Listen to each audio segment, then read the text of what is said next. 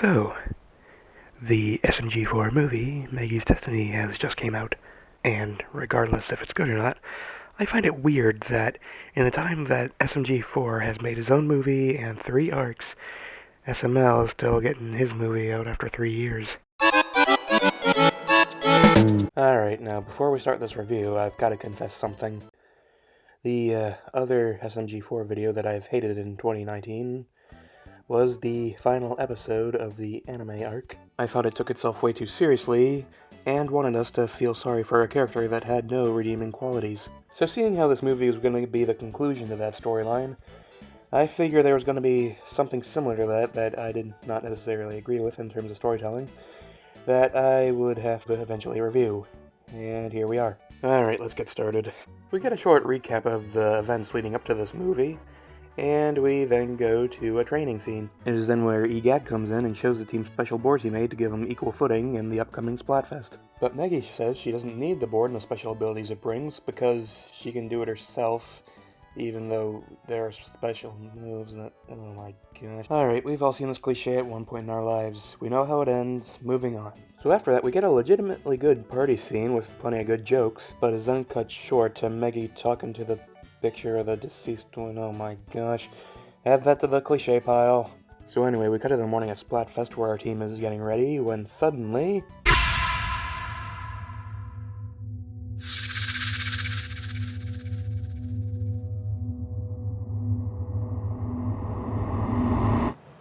That's gonna be a running thing in this, isn't it? Does that count as a cliche? Does that count as a cliche? It does? Alright. So anyway, the Splatfest starts, and here we see that there's been some change in the rules, because, you know, having turf wars for 40 minutes probably would have gotten a bit repetitive. But yeah, anyway, this is good. Until we see the forgettable antagonists, whose only personality traits are being jackwagons. That sounds familiar. So the game starts, and it starts off with a rail challenge. Also, am I the only one who thinks of JonTron whenever someone uses the term human in this? So we get the continuing I don't need it cliche going on. We all know how that's gonna end up, so let's move on. We go through some more obstacles, more obvious cliches continuing, and we finally get to the final challenge, just doing a super jump. Okay. Most of the team makes it across, but Meggy decides to not use the board. That is kind of her only method of doing this. But hey, we're committed to the cliche now, we gotta keep this going.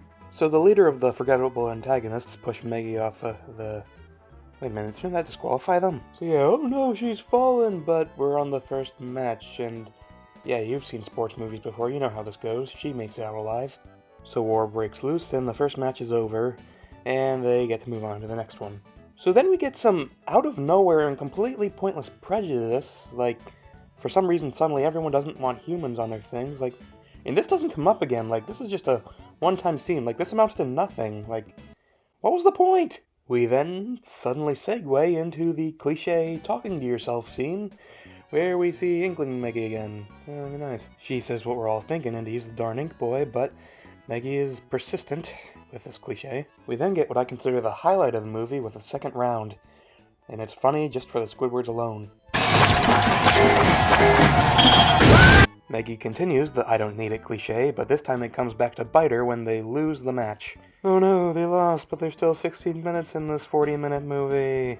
Mario says a line that essentially says someone cheated, and we cut to a random building at night. After an overall pointless but nice skating scene, Meggy talks about how she misses having some of her abilities natural to her. And to be fair, this motive does feel a bit natural. I mean, it can be hard to lose something you once had natural to you, I can imagine. Still doesn't explain why she didn't want to use it, though. It's like not bringing a prosthetic arm into an arm wrestling competition. Like, I know you don't want to use it, but you kind of don't really have a choice in the matter. And I mean, she was trying to win this for her deceased friend, but, like, so that kind of conflicts in terms of motive. But, where was I again? Let me check.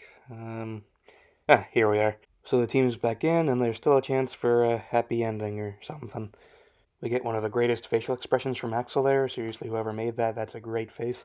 But before we get to the final match, we see Deathsy appear again, only with a dark cloud face cliche on her. And even in death, she's snarky.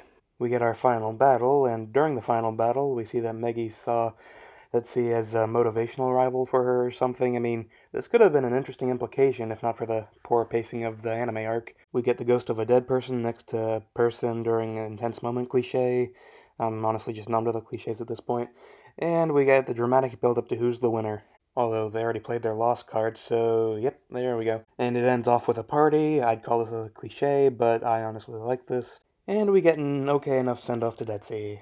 Yeah, it was alright. I mean, I'm tired of complaining. I feel like I complain too much here. Now you might think I'm not too fond of this movie, what with all my ranting and such, but honestly, I do think this is a fairly good product if you overlook all the cliched bits and all that. When it tries to be funny, it's really funny, and when it's trying to be dramatic, well, it's better than the anime arc. But then again, anything is better than that in terms of drama.